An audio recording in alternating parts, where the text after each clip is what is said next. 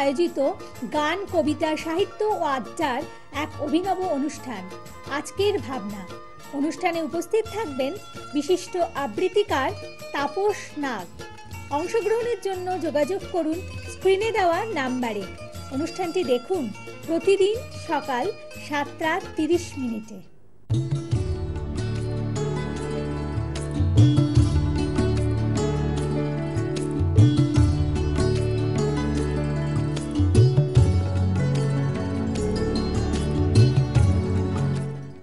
নমস্কার, আমি তাপস নাগ।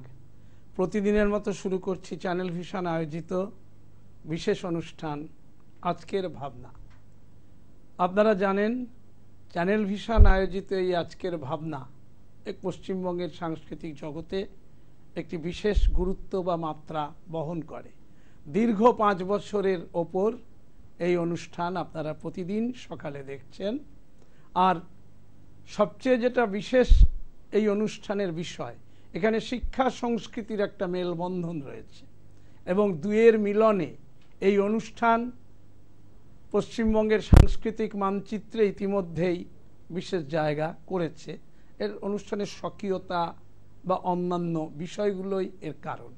পাশাপাশি চ্যানেল ভিশন কর্তৃপক্ষ এই অনুষ্ঠানটিকে বিশেষ গুরুত্ব দিয়ে বিবেচনা করায় এই অনুষ্ঠানটি শুধুমাত্র গানের অনুষ্ঠান নয়, শুধুমাত্র কবিতার অনুষ্ঠান নয়, শুধুমাত্র সাহিত্যের অনুষ্ঠান নয়, পাশাপাশি আলোচনা, আড্ডা, নানান ভাবনা, আধ্যাত্মবাদ সব কিছুর সমন্বয় এই অনুষ্ঠানটি। সম্প্রতি আমরা দেখতে পেয়েছি বা সম্প্রতি আমাদের চিন্তায় যে অনুষ্ঠানটি ধরা পড়েছে, আপনারা সকলেই চেনেন ডক্টর গোপাল খেত্রী। আর ভবা পাগলার নাম শোনেননি এমন মানুষ তো পশ্চিমবঙ্গে বিশেষত বিরলই বলা যায়। কাজেই এই ভবা পাগলাকে নিয়ে, ভবার সারথি যাকে আমরা বলি, তিনি হচ্ছেন আচার্য ডক্টর গোপাল খেত্রী। তার ৮০তম জন্মদিন পালিত হয়ে গেল পাইকপাড়া মোহিত মৈত্র মঞ্চে। এবং এই ডক্টর গোপাল খেত্রীর কর্মজীবন সুদূর প্রসারিত।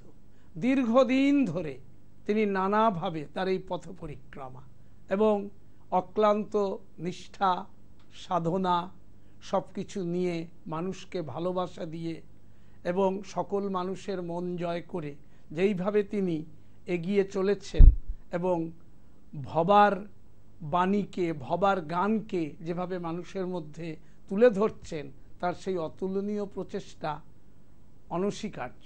এবং তার এই ৮০তম জন্মদিনে অনুষ্ঠান সম্প্রতি পালিত হলো। সেই দিন অনুষ্ঠানে যারা উপস্থিত ছিলেন, আমি একটু অনুষ্ঠানের কিছুটা বলে নেই। উপস্থিত ছিলেন বিশেষ গায়ক, সাহিত্যিক ও গুণীজনেরা। তার মধ্যে বিশেষ করে উল্লেখযোগ্য নাম বাউল সম্রাট পূর্ণদাস বাউল, যাকে আপনারা এক ডাকে চেনেন, সারা ভারতবর্ষের মানুষ কেন, সারা পৃথিবীর মানুষ। এবং পাশাপাশি ছিলেন আন্তর্জাতিক খ্যাত দিব্যেন্দু দাস বাউল, ছিলেন নিত্যানন্দ প্রভু বংশ পরম্পরা রাজরাজেশ্বরী গুরুমা, সাহিত্যিক গৌতম বিশ্বাস, ডাক্তার প্রকাশ মল্লিক, পুলিশ কমিশনার আর.পি. কাপড়ি, গায়িকা মন পাখি, বিষ্ণুপ্রিয়া সান্যাল, পাপড়ি গাঙ্গুলি, বাংলাদেশের কৃষ্ণগোপাল কর্মকার এবং আরও অনেকে। আর অনুষ্ঠানের শুভকামনা জানিয়েছেন, শুভেচ্ছা জানিয়েছেন। ওই দিন হয়তো কোনো বিশেষ কাজে আটকে যাওয়ায় আসতে পারেননি ডক্টর গোপাল খেত্রীর বাল্যবন্ধু, অত্যন্ত পরিচিত বাচিক শিল্পী জগন্নাথ বসু ও উর্মিমালা বসু। যাই হোক, অনুষ্ঠানে চাঁদের হাট ছিল, এটা তো বুঝতেই পারছেন। এইবার আপনারা যারা ভবা পাগলা সম্বন্ধে জানেন এবং গোপাল খেত্রী সম্বন্ধে জানেন, তারা জানেন যে এই ভবার বহু বহু অলৌকিক কাহিনী, বহু কিছু রয়েছে যেগুলো হয়তো সাধারণ মানুষ হিসেবে এখনও অনেকে সেইভাবে জানেননি। কাজে এই জানাটা যিনি জানাতে পারেন, যিনি সকলের সামনে তুলে ধরতে পারেন তার কিছু কিছু কথা আমরা আজকে ডক্টর গোপাল খেত্রীর কাছ থেকে শুনব। কারণ আপনারা এটা জানেন, ভবা পাগলার গানগুলো কিন্তু খুবই অত্যন্ত জনপ্রিয়, কিন্তু আজকে আমরা গানের মধ্যে ঢুকছি না। কোনো এক সময় আমরা অবশ্যই আজকের ভাবনায় ভবা পাগলার লেখা গানগুলো আপনাদের বিভিন্ন সময় বিভিন্নভাবে শোনানোর চেষ্টা করব সুযোগ মতন। আজ আমরা প্রথমে গোপাল খেত্রী, আচার্য ডক্টর গোপাল খেত্রীর কণ্ঠে ভবা পাগলা সম্বন্ধে কিছু কথা শুনে নেব। জয় ভবা, সবাই ভালো থাকবেন। কালনা থেকে ঠাকুরকে নিয়েছি, অর্থাৎ আমার পরম পূজ্য গুরুদেব ভবা পাগলাকে। তা যখনই আদেশ হতো তিনি চিঠি লিখে পাঠাতেন, এসো বাবা অমুক অমুক জায়গায় যাওয়া হবে, তা উনি বিবরণ লিখে পাঠাতেন। তা সেটা এবারে প্রোগ্রামটা একটু খুব শর্ট প্রোগ্রাম, খুব তাড়াহুড়ো করতে হবে। আমি আয়োজন করে ফেলেছি সে শুক্রবারে দীঘায়, যেখানে ভবার হরবোলা মন্দির পাগল প্রতিষ্ঠা করেছেন, সেটা পাগলের কৃপায় আমি দেখাশোনা করি। আমার এই আগ্রহতে তিনি এটা করলেন, আমি ধন্য, আমার জীবনটা ধন্য এর জন্য। যাই হোক, এখন ভবা পাগলা আমি একটা যাত্রার আয়োজন করছি, দীঘার মানুষরা যাতে দেখতে পারে ভবা পাগলা কি ছিলেন, কি মানুষ ছিলেন। তা রানাঘাটে একটা যাত্রা দল তৈরি করেছিলেন পাগলই এক পরম ভক্ত, পাগলেরই ভক্ত মনমত বিশ্বাস। তিনি ওইখানে রানাঘাটে হাই স্কুলে উনি হেডমাস্টার ছিলেন। তিনি যাত্রা লিখেছিলেন এবং ওই যাত্রাকে উপলক্ষ করে একটা যাত্রার দলও করে দিয়েছিলেন। এবং যাই হোক, সেই যাত্রা দলকে তাদের আপ্যায়ন করে তাদের নিয়ে যাওয়া হয়েছিল একটা বাস ভর্তি যাত্রা দল। তারা রানাঘাট থেকে কালনায় দীঘায় পৌঁছেছে। আমিও যথাসময় বিকেলবেলায় বৃহস্পতিবার দিন পাগল ঠাকুরকে নিয়ে কালনা থেকে সেই দীঘায় পৌঁছেছি। তা দীঘায় পৌঁছেছি, বিকেলে পৌঁছেছি, একটু জলখাবার করেছি। সেই কলকাতা থেকে গাড়ি চালিয়ে দেখুন আমি 30 ঘন্টা ড্রাইভ করেছি। সেই স্মৃতি আমার কোনোদিন আমি ভুলবো না। তা এবং কি অবস্থা আমার হয়েছিল, আর তার সেই পরিপ্রেক্ষিতে কি কি ঘটনা হয়েছিল একটি আমি বলছি, আপনারা আশ্চর্য হয়ে যাবেন, এটা পাগলের পক্ষেই সম্ভব। যাই হোক, আমি তো কলকাতা থেকে কালনায় গেছি, প্রায় 4 ঘন্টা লাগে। তা সেখানে গিয়ে তখন একটু ঘুরে যেতে হতো, রাস্তাটা একটু ঘুরে যাওয়া হতো। যাই হোক, আমি ওনাকে নিয়ে কালনা থেকে দীঘা আবার পৌঁছেছি। সেখানে পৌঁছতে আমাদের সন্ধে হয়ে গেছে। সন্ধে হয়ে কোনো রকমে একটু খাওয়া দাওয়া করে একটু বিশ্রাম হয়তো, তারপরে পাগলকে নিয়ে ওখানে ওল্ড মার্কেট একটা ছিল, দীঘা ওল্ড মার্কেট, এখন যেখানে সেই একটা ওই মূর্তি আছে বে ক্যাফের পেছনে, যেখানে ওই বাংলার সোনার বাংলার একটা করা হয়েছে, যেখানে একটা উদ্যান করা হয়েছে। তা সেই জায়গাটা মার্কেট ছিল, ওই মার্কেটটার নাম ছিল দীঘা ওল্ড মার্কেট। আর ওই ওল্ড মার্কেটের ভেতরেই একটা যাত্রার আয়োজন হয়েছিল। সেদিন দোকানপাট মোটামুটি সবাই বন্ধ করে দিয়েছিল একটু তাড়াতাড়ি করে। তাই হোক, যা চেষ্টা করে সে যাত্রা শুরু করতে করতে রাত প্রায় 11টা বেজে গেল। তা যাত্রা শুরু হলো। আমি সেদিন একটা মস্ত বড় আমার পাওয়া, সেদিন পাগল মাঝে মাঝেই তো বসতেন, সেদিন সারা রাত পাগল আমার কোলে বসলেন এবং পাগলেরই আরেক পার্শ্বদ ভাগাভাগি করে সদয় চৌধুরী, স্বামী সোমেশানন্দ এখন নাম, তার কোলে বসে আমার কোলে বসে যাত্রা খুব মায়ের পাগল ছেলে ভবা, অপূর্ব সুন্দর যাত্রা। সেতে পুরো পাগলের সমস্ত মহিমাগুলো প্রকাশ করা হয়েছে। সুন্দর ফুটিয়েছিলেন সেই মনমত বিশ্বাস মাস্টার মশাই, এবং তাতে রানাঘাটের একজন ছিলেন মণি বিশ্বাস, তিনি প্রধান ভূমিকায় ছিলেন। যাই হোক, তারা একটা সুন্দর যাত্রা একটা প্রবেশ করলেন। তা করতে যাত্রা শেষ হলো রাত 3টে বেজে গেছে। এবং পাগলের সঙ্গে আমার একটা শর্ত ছিল, আমাকে কিন্তু শুক্রবার সকালবেলায় পৌঁছে দিতে হবে। শনিবার ওনার কোথায় কৃষ্ণনগরে এক ভক্তের বাড়িতে পুজো, মহাপুজো, সেখানে তাকে যেতে হবে। তো যাই হোক, সেই ভোরবেলায় আমরা সবে 3টে সাড়ে 3টে একটু শুয়েছি।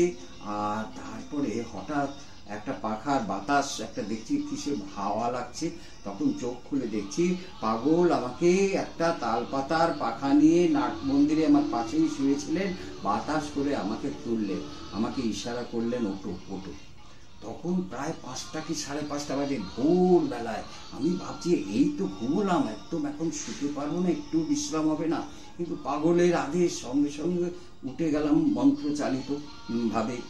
উঠে পড়ে তখন আমি তাড়াতাড়ি গায়ে জামা দিয়ে গাড়ির দিকে রওনা। পাগল আমার সঙ্গে, আর আমাকে দেখে সদয় চাঁদ আর জলি, সুকুমার, এরা যারা যারা ছিল দৌড় দৌড়। পাগল একবার যদি গাড়িতে উঠে বসেন তাহলে কিন্তু কারোর সাধ্য নেই গাড়িতে থাকানো। আর গাড়ির ড্রাইভার সে গোপালদাও সঙ্গে চলে গেছে। তখন ছোট কেউ জামা গায়ে দিতে গেতে, কেউ পড়তে এইভাবে কোনো রকমে গাড়িতে উঠলো। আমরা ঠিক সকালবেলায় 6টার নাগাদ বেরিয়ে পড়লাম।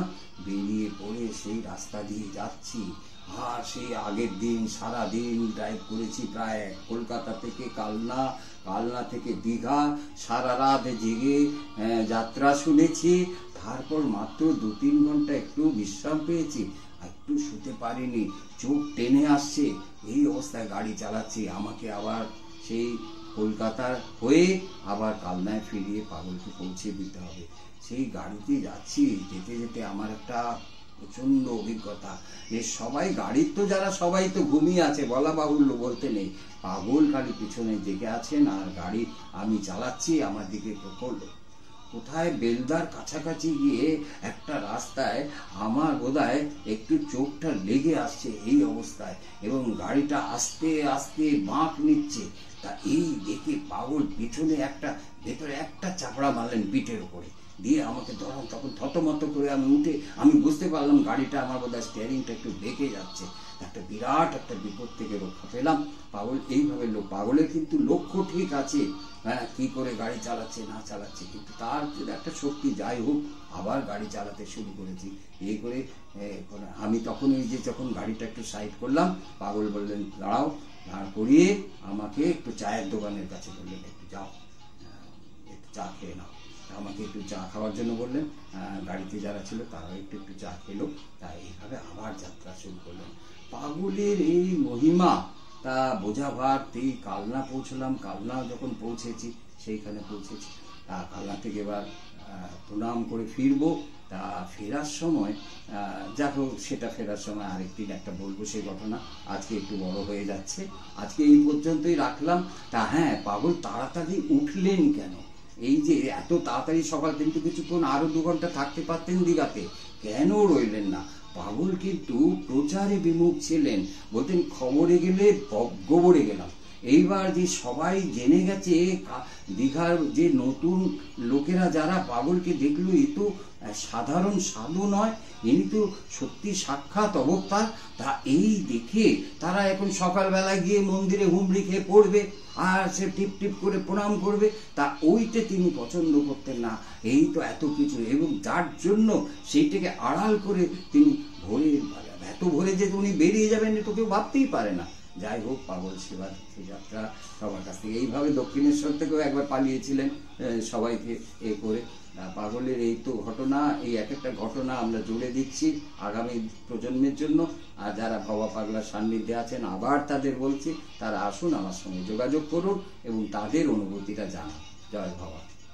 শুনলেন ভবা পাগলার গুরুত্বপূর্ণ কিছু কথা, যদিও এ কথাই শেষ কথা নয়, প্রচুর রয়েছে, এ বলে শেষ করা যাবে না।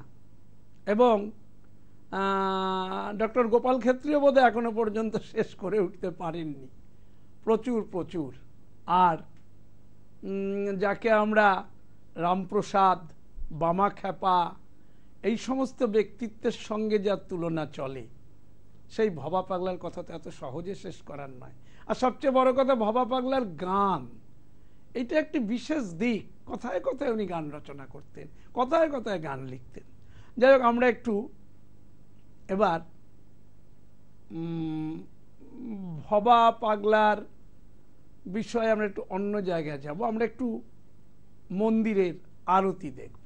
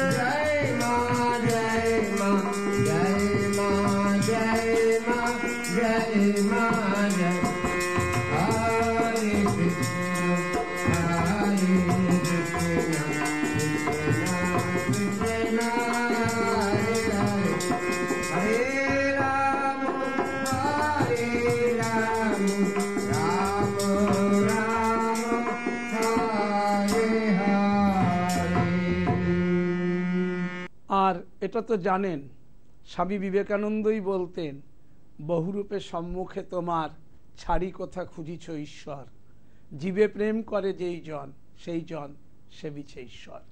আচার্য ডক্টর গোপাল ক্ষেত্রী তার জীবনে বহু সময় অতিবাহিত করেছেন মানব কল্যাণে, মানব সেবায় এবং বিভিন্ন দিক নিয়ে। শুধু আধ্যাত্মবাদ করে পড়ে থাকলে তো হবে না, সমাজের মানুষের জন্য কাজ করা, তাদের মধ্যে ভালো বার্তা দেওয়া, তাদের সমাজটাকে সুন্দর করে তোলা, এগুলো তো তার কাজের মধ্যেই পড়ে। উনি অনেক কিছু ভাবেন, বৃক্ষরোপণ নিয়ে ভাবেন, কি করলে পরিবেশটাকে সবুজ করা যাবে ভাবেন, পাশাপাশি মানুষ কিভাবে শান্তিতে থাকবে, সুখে থাকবে। কারণ সুখে শান্তিতে মানুষ থাকুক, আনন্দটা পরের কথা, আনন্দ আরও অনেক বড় বিষয়। আনন্দ তো অত্যন্ত উচ্চ মানের ব্যাপার, কিন্তু সাধারণ মানুষ অন্তত সুখে শান্তিতে কিভাবে থাকবে, নিরোগ থাকবে কি করে, রোগমুক্ত থাকবে কি করে, এই সমস্ত চিন্তা ভাবনাও কিন্তু ডক্টর গোপাল খেত্রীর মাথায় এসছে। আমরা সেই সম্পর্কিত কিছু কথা এবার ওনার মুখেই শুনে নেব। নমস্কার। অনেকে আমাকে প্রশ্ন করেন এবং নানাবিধ রোগের কথা বলেন, আমার অমুক অসুখ হয়েছে, আমার এই বিপদ এসেছে, কি করা যায়, এর একটা আশীর্বাদ দিন, একটা ফুল দিয়ে দিন, একটু বলে দিন কি করতে হবে, ইত্যাদি ইত্যাদি। তা আমি ভাবলাম যে সত্যি কথাটা একটু প্রকাশ করা। এটা কোনো মন্ত্র নয়, এটা কোনো জাদু নয়, এটা কোনো ম্যাজিক নয়। এটা হচ্ছে সমস্ত কিছু নিজের শরীর, মন, আমাদের পরিবারের সচ্ছলতা সব কিছুই নির্ভর করে আমার নিজের ওপরেই। সেইটার সম্বন্ধে আমাকে নিজেকে একটু সচেষ্ট হতে হবে।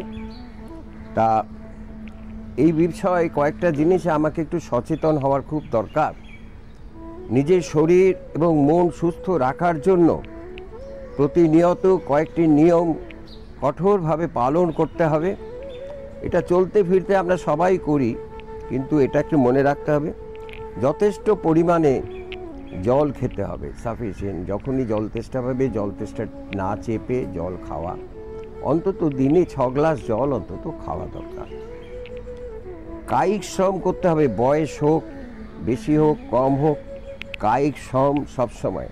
আমি বসে থাকলে হয়তো বসে থাকার কাজ, কিন্তু বাড়িতেও আমি নড়াচড়া করলেও, আমি বাড়িতে কোনো হয়তো আলমারি গুছাচ্ছি, কোনো কিছু করছি, একটু হাঁটা চলা করছি, বাড়ির একটু আমার নিজের পরিজনদের, আত্মীয় পরিজনদের একটু কাজ করা, নিজের হাতে করা। লোক দিয়ে ওরে এটা নিয়ে আয় রে, ওটা নিয়ে আয় রে, এই অর্ডার করা। আমার পয়সা আছে হয়তো, কিন্তু আমি ওটা চেষ্টা করব যতটা পারবো কায়িক ফিজিক্যাল ওয়ার্ক, কায়িক পরিশ্রমটাকে আমাকে করতে হবে। তাতে আমার ঘাম ঝরবে, রাস্তায় রোদে যদি বেরোই আমার ভিটামিন ডিটা পাওয়া যাবে। সূর্যের আলো খুব দরকার, যেটা আমাদের খুব অভাব। এর জন্য আমাদের হাড়ের চিকিৎসা করাতে হয়, হাড়ের অসুখ হয়। অর্থাৎ রাস্তায় বেরোতে হবে, বাজারের থলে হাতে নেই, সেটাও মনে রাখতে হবে। হাঁটা চলা, এইটি হাঁটা চলা, সকালবেলা একটু মর্নিং ওয়াক করা, একটু হাঁটা, যতটা পারা যায় একটু হাঁটা চলাটা, ওয়াকিং, এটা খুব দরকার। রাগ নয়, মোটেই রাগ নয়, নো অ্যাঙ্গার, কোনো রাগ নয়। কেন রাগ নয়? যে মানুষটা তোমার প্রতি কিছু খারাপ কাজ করছে, তোমার লাঞ্ছিত করছে, তোমার অপমান করছে, তুমি মনে রাখবে সে মানুষটা কিন্তু অজ্ঞতাবশে করছে। সেটা এ কান দিয়ে শুনবে, ও কান দিয়ে বার করবে। রাগের কিছু, সে মানিকে মান দিতে জানে না, অর্থাৎ তোমাকে সম্মান দিতে জানে না। যে মানিকে মান দিতে পারে না, তার সঙ্গে তার কথাকে কানে শোনারই দরকার নেই। অতএব রাগ নয়, এবং এই জন্য রাগ করবে না, বরং তার প্রতি তুমি ভগবানের কাছে প্রার্থনা করবে, ভগবান ওর যেন, ঈশ্বর যেন ওর সুমতি দাও। আর ভগবান বলতে একটা কথা বলে দিই, কেউ আল্লাহ ডাকে, কেউ রসুল ডাকে, কেউ ভগবান ডাকে, কেউ হরি ডাকে, কেউ কালী ডাকে, কেউ কৃষ্ণ ডাকে। ভবা পাগলা আমার গুরুদেব বলছেন, যাকে তুমি ধরো সেই তোমার বড়, এটা ওটা করে কেন তুমি মরো, এই ভাবটা রাখতে হবে। অতএব কোনো ধর্মের প্রতি বিশ্বাস, একেবারে বিশ্বাস রাখবে, সব ধর্মের প্রতি বিশ্বাস রাখবে। সব ধর্মের মধ্যে সেই ঈশ্বর আছেন, ভগবান আছেন। কোনো ধর্মেই বলে না মানুষকে হিংসা করো, মানুষের উপর রাগ করো, এই কথাটা মনে করে রাখবে। এবং যদি অল্প তোমার আয় হয়, অল্প আয় মনে করবে, তোমার প্রারব্ধ অনুযায়ী তুমি যেটুকু করেছো সেটুকু আয় পেয়েছো, তাতে তুমি সন্তুষ্টি রাখতে হবে। সন্তোষ, অর্থাৎ তোমাকে সন্তুষ্টি রাখতে হবে। তুমি এতেই একটা দেখো, কম আয়তে কিন্তু অনেক সুখে থাকা যায়। তোমার একটা ঘর আছে, একটা ঝাড় দিলে, পুছলে, পরিষ্কার করলে, নিট অ্যান্ড ক্লিন করে রাখলে, তোমার যদি 10টা রুম থাকে, তাহলে 10টা রুম পরিষ্কার করা, কাজের লোক এলো না তার জন্য কিটকিট করা, বা মনে অশান্তি। অতএব বেশি প্রপার্টি থাকলে, বেশি ঘর থাকলে, বেশি আয় থাকলেও কিন্তু বিপদ আছে, তাতে কিন্তু মনের শান্তিটা চলে যায়। অতএব অল্প আয়, এটুকু মনে করো, অল্প আয় আছে তোমার, যদি একটা ঘরে তুমি শান্তিতে থাকতে পারো, তাহলে এটা জেনে ঈশ্বরের আশীর্বাদ মনবে, এতে কিন্তু অসন্তুষ্ট হবে না, এইটুকু মনে রাখবে। এই করবে অহংকার, ইগো, ইগো জিনিসটা নয়, অহংকার নয়। যা কিছু তোমার আছে ভগবান ঈশ্বরের ইচ্ছায় তুমি গত জন্মে যে কর্মটা করেছিলে সেই অনুযায়ী ভগবান তোমাকে একটা প্রারব্ধ অনুসারে যেই জায়গাটা এনেছেন, যে কর্মটা দিয়েছেন, সেটা ভগবান তোমাকে প্রারব্ধ অনুসারে দিয়েছেন। সেই অতএব তুমি অহংকার করো না, আমি অমুকের ছেলে তা অমুক, এই অহংকারটা নয়। আমি অমুকের নাতি, অহংকার করো না। অহংকার এটাই, ইগোটাই মানুষের অশান্তি। তুমি হও, তুমি বরং যার জন্য অহংকার করছো, তোমার পূর্বপুরুষ তার জন্য অহংকার করছো, তার মতন হও। এই কথাটা আমার গুরুদেব ভবা পাগলা বলতেন। অতএব অহংকার নয়, ইগো নয়। আর সাদা চুল পাকা চুল হলে ভয় পেও না, অনেকে একটু কলপ করি, একটু এদিকে নিজেকে সুন্দর দেখাবে, একদম নয়, কখনো নয়। যেটুক যা আছে স্বাভাবিকভাবে করতে দাও, সেটা ভগবানের যা দেয়া সেটা থাকবে। বরং তোমার বয়স বেশি হলে তোমার কথা লোকে শুনবে, তোমার মনে করবে যে হ্যাঁ তুমি বয়স্ক, তোমার যথেষ্ট বুদ্ধি হয়েছে, এমনি চুল পাকেনি। অতএব এই কথাটা তুমি মনে রাখবে। ছোটদের ভালোবাসবে, ছোটদের ভালোবাসলেই দেখবে আস্তে আস্তে এই ভালোবাসা মানুষের মধ্যে একটা স্থান তৈরি করবে, ভালোবাসা তৈরি করবে, মানুষকে ভালোবাসবে। ভবা পাগলা বলতেন, মানুষ ভালোবাসি কোনো তীর্থের নাই প্রয়োজন গয়া গঙ্গা কাশী। আমি যদি মানুষকে ভালোবাসতে পারি, কোনো তীর্থ গয়া গঙ্গা কাশী কোনো কিছুতে আমার যাওয়ার দরকার নেই। আর সবাইকে রেসপেক্ট দেবে, সম্মান দেবে, নমস্কার করবে। পথে ঘাটে যেতে যাকেই দেখবে তাকে একটু বড়দের নমস্কার করবে, প্রণাম জানাবে। ছোটদের বলবে কেমন আছিস, ভালো আছিস তো, বাড়ির সব ভালো তো, এই যে কুশল সংবাদ, এতে একটা আদান প্রদান মতের একটা, এটা তোমার মধ্যে মনটা ভালো হবে। এবং তুমি যদি কাউকে বড়কে নমস্কার করো, সে তোমাকে আশীর্বাদ করবে। এই আশীর্বাদে একটা মূল্য আছে, এই আশীর্বাদে একটা মূল্য আছে, একটা ভাইব্রেশন আছে। এই ভাইব্রেশনে তোমার জীবনে একটা পরিবর্তন ঘটবে। আর নিয়মিত যোগা করবে। যোগা কথাটা এক কথায় বলে দিলাম, কিন্তু এই কথাটা নয়। নিয়মিত প্রাণায়াম করবে, ব্যায়াম করবে, ধ্যান করবে। এই জিনিস অন্তত সকালবেলা উঠে অন্তত 2-3 ঘন্টা এখানে ঈশ্বরের নাম, তুমি যাকে তুমি ধরো সেই তোমার বলো, ঈশ্বরের নাম করবে। এবং করতে করতে ব্যায়াম করা, হাঁটা চলা, এইটি নিয়মিত ব্যায়াম করবে। এই যোগাভ্যাসটা করবে। তাহলেই, আর একটা কথা বলছি, অনেকে ফুল চায়, আশীর্বাদ চায়, দিয়ে দিই। কেন দিই? এই জন্য তার মনে একটা লাভ হয়। কি লাভ হয়? তার মনে একটা পরিবর্তন আসে যে আমাকে উনি আশীর্বাদ করলেন, আমাকে ফুল দিলেন, হবে। তার মানসিকতা বাড়ে, মনের জোরটা বাড়ে। এই মনের জোরটা কিন্তু বড় জিনিস, এটা একটা ভাইব্রেশন। এই ভাইব্রেশনটা কিন্তু কাজ হয়, এই জন্য আশীর্বাদটা দেওয়া হয়। কিন্তু সব কিছু ম্যাজিকে হয় না। কিন্তু যারা ভগবান, যারা অবতার রূপে এসেছেন, তারাও চিকিৎসা করিয়েছেন, তারাও ডাক্তারের কাছে গেছে। ঠাকুর রামকৃষ্ণও কবিরাজিতে দেখাতেন, ভবা পাগলাও ডাক্তার দেখিয়েছেন, কবিরাজ দেখিয়েছেন, হোমিওপ্যাথিক ওষুধ করতে। তা সেই রকম তুমি আমি সবাই কেউ জগতের নিয়মের বাইরে নয়, এইটুকু মনে রাখবে। এইটুকু হলে তাহলে জীবনে শান্তি পাবে। আমরা অনুষ্ঠানের অন্তিম লগ্নে এসে গেছি। আপনাদের একটা কথা বলি, ডক্টর গোপাল ক্ষেত্রী আয়োজিত যে সমস্ত ভবা পাগলা মহাসম্মেলন যে সমস্ত হয়, যেখানে প্রচুর রাজ্যের গুণী মানী শিল্পীরা অংশগ্রহণ করেন, সেগুলোর দিকেও আপনারা একটু চোখ রাখবেন। আর পাশাপাশি দীঘায় যে মন্দির, আপনারা যারা ভবা পাগলা সম্পর্কে উৎসাহী বা যারা জানেন, তারা একটু মন্দিরটা যদি দর্শন করেন, আমার মনে হয় আপনারা ভবা পাগলাকে আরও বেশি করে বুঝতে পারবেন। আর ভবা পাগলা সম্পর্কে বলার মতো আজকের অনুষ্ঠানটা ডক্টর গোপাল ক্ষেত্রীর জন্মদিন হিসেবেই আমরা পালন করলাম, কিন্তু আরও জানার আছে। তার জন্য আমরা ভবিষ্যতে আবার আপনাদের সাথে আলোচনায় আসবো। আজকের ভাবনায় আজকের মতো আমরা অনুষ্ঠান এখানেই শেষ করছি। তবে যাবার আগে প্রতিদিন যা বলে যাই, আগামীকাল ঠিক সকাল 7:30 আবার দেখতে ভুলবেন না চ্যানেল ভিশন আয়োজিত আপনাদের এই প্রিয় অনুষ্ঠান আজকের ভাবনা। নমস্কার। চ্যানেল ভিশন আয়োজিত গান, কবিতা, সাহিত্য ও আড্ডার এক অভিনব অনুষ্ঠান আজকের ভাবনা। অনুষ্ঠানে উপস্থিত থাকবেন বিশিষ্ট আবৃত্তিকার তাপস নাগ। অংশগ্রহণের জন্য যোগাযোগ করুন স্ক্রিনে দেওয়া নাম্বারে।